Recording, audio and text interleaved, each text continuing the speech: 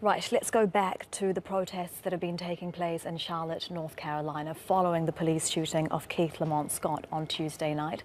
For more on this, we are joined from New York by Andrew Jarrell Jones. He's the host of WBAI Radio and political and cultural journalist. Mr. Jones, very good to have you with us on Al Jazeera. I know that you're very familiar with North Carolina. What do you make of what's going on there?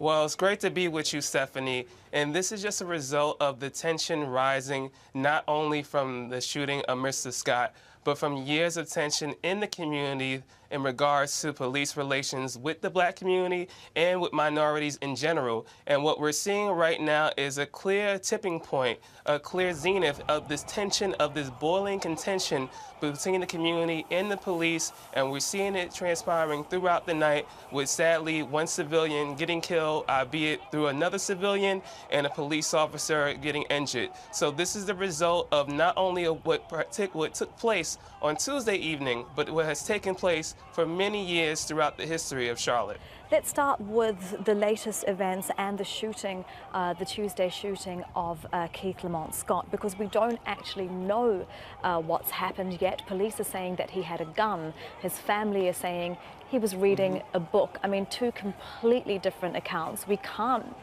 as the public, know what's happened until the police video is released. So how important is it at this moment that that video is released and we can see what happened?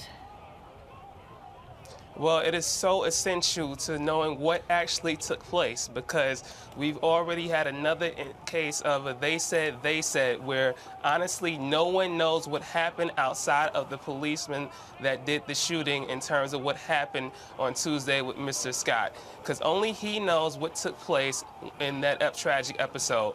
Right now we have the family standing firm on their story, and we have the local police standing firm on the story. And what makes this even more complex is that the police that did the shooting, the officer that did the shooting, he is a black American as well, and the police chief of Charlotte is black as well. But still, that does not stop communities and black communities and a lot of activists overall against police from continuing their protests, no matter what the color of the police officer that does the shooting and the questionable shooting of an unarmed black person or armed black person in this situation that could be the case. So that does not stop the protest whatsoever just because an officer happens to be the same race of the person he had to shoot. No, and that is something that we have actually seen quite often in the last few years since the death of Trayvon Martin has really, shed light on police killings of black men in the United States. Often the police officers have actually been of color themselves. So what needs to be done then now, do you think? Because it's been 4 years of the Black Lives Matter movement. There have been so many more killings, so few officers involved have been indicted or charged. What needs to happen now, do you think? Well, Stephanie, I have a lot of close family in Charlotte, particularly my uncle, who's a pastor down there who works on community relations.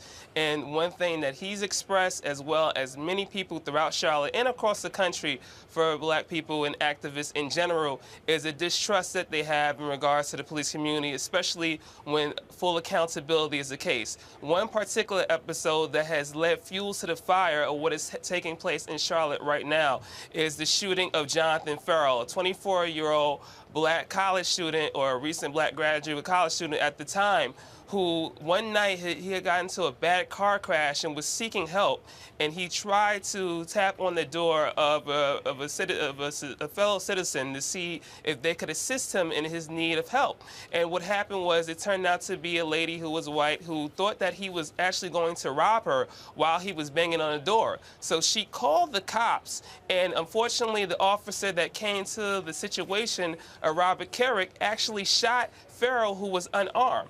Now, the police department condemned the shooting of Kenrick on Farrell, and people in Charlotte really thought that this would finally be justice, that this was a clear-cut case, that justice would take place. Unfortunately, Officer Kerrick never served a day in jail for the shooting, and in fact still served on the police force up to last October. In fact, ironically enough, the one-year anniversary of him resigning from the police force because of the contentious issue of him not spending a day in jail and him getting a mistrial in his case led to so much protest in Charlotte and has been a cause as another reason why everything is transpiring right now. Yeah, I think there have been something like 6 deaths of civilians by police officers just in Charlotte this year. Andrew Jarrell Jones, radio host, joining us from New York. Thank you very much for your time. We appreciate it. Thank you. Thank you, Stephanie.